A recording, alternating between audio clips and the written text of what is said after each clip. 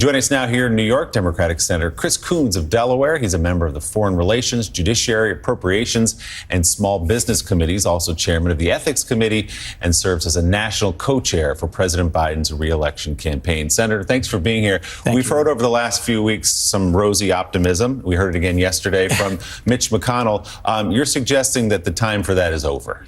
We are very, very tight to the shortest amount possible to finish a deal, write a bill, introduce it in the House, give them the time the speakers promised they'll have to read it, pass it, send it to the Senate, have us pass it, send it to the president's desk. 8 days would be right through without a single problem. If you look back at the number of votes it took for Speaker McCarthy to become Speaker McCarthy, he has almost no running room. He will be relying on a significant number of Democratic votes, which means this deal is going to have to be one that Republicans and Democrats can vote for in the House and Senate.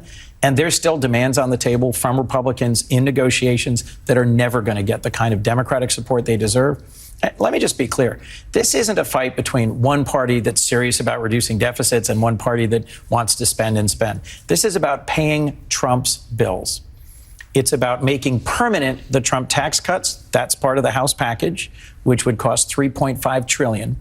And it's about paying the debts already imposed. So this is about responsible governing. If we don't do this, if we actually default, which we've never done, every American will feel it almost immediately.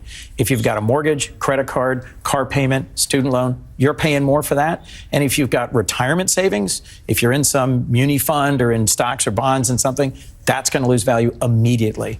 Internationally, this would be a gift to Putin and Xi Jinping. It would hurt us on the world stage like nothing else, and the consequences are real. We don't do this every year. I had a CEO of a major company in my office last week saying, "Don't you guys do this every year?" I said, "No, we come close to not passing our appropriations bills on time. We have short-term government shutdowns, but that's inconvenient. It doesn't have permanent consequences." This default, which we've never done, we've only come close once before under Obama when Republicans controlled the House.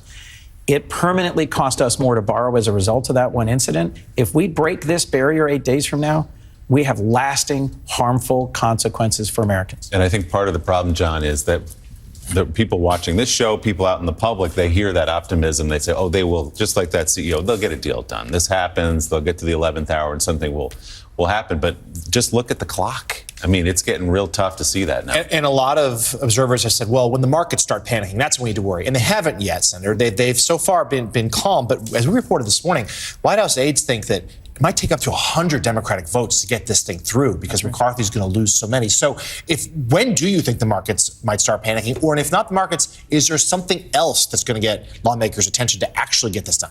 The most important forcing mechanism is what happens on June 2. On the 2nd of June, 67 million Americans get their monthly Social Security checks. 90% of Americans over 65, and they all vote, and they all know how to reach their senator or congressman. 90% of Americans over 65 get a monthly Social Security check. When they find out that they're not getting that check, our phones will light up like a Christmas tree. The Republican Party of today is not a governing party that listens to the Business Roundtable and the Chamber of Commerce. They're listening to Donald Trump, who ran up a lot of this debt and who is cheering on default, which is profoundly irresponsible. We will, all of us, listen to senior citizens who pick up the phone and call us and say, what do you mean I'm not getting my check? June 1, the payments go out to doctors for Medicare, Medicaid. June 2, the payments go out to seniors for Social Security. That's a forcing mechanism we can't ignore.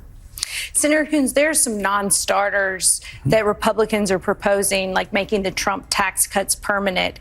What are concessions that you think Democrats might be able to make to get this deal and so that we don't default? One of the things that's been put on the table is a spending freeze. We have inflation. So if you have a freeze, if you continue our spending at the current level for another year, that means a 5% reduction in everything that's available for education and housing, for humanitarian relief, and for our Department of Defense and our veterans. If there is a freeze for more than 2 years, if there's a decade freeze, which is what's proposed in the House budget plan, that is a significant cut in what we have available to spend at home and abroad to make America stronger.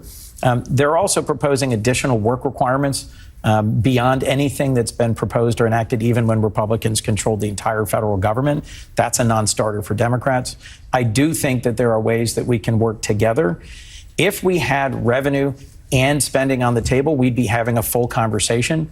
But this isn't a debate between a party that wants to reduce the deficit and a party that wants to govern and solve problems. This is a debate between an irresponsible party that wants to ruin our standing in the world and hurt Americans at home, and a party that is willing to have a discussion about our spending this year and next year. You got to get serious and get moving with 8 days to go. Before we let you go, Senator Coons, you are the co-chair of the 2024 Biden presidential campaign. Florida Governor Ron DeSantis hopping in the race at 6 o'clock tonight in a Twitter conversation with Elon Musk. Your thoughts on that, and what kind of a real threat you view Ron DeSantis to be, not just to President Biden, but first to Donald Trump? Sure.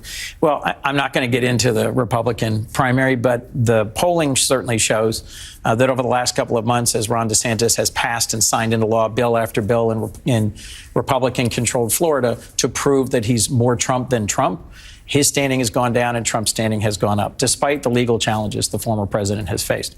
I don't think he'll be a formidable threat or challenger, but we'll see. That's what the American people will decide. I think his choice of announcing on Twitter with Elon Musk is an interesting choice and suggests that he may think that he can bring the same voice to Twitter and to the American people that Donald Trump did. I doubt that's going to prove to be the case. All right, we will see. Senator Chris Coons of the great state of Delaware, thanks so much. We appreciate it. Thank you, Senator. And before